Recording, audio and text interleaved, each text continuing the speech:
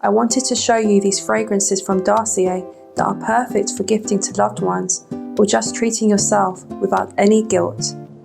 So I'm starting with the box they came in, giving the card a quick spritz for that personal scent touch and sprinkling in these little hearts for extra warmth.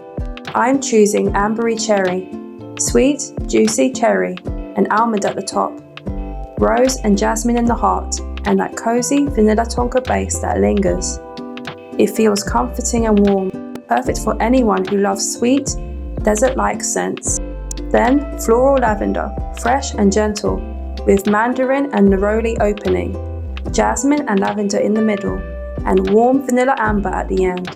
It's uplifting and joyful, great for someone full of confidence and positive energy.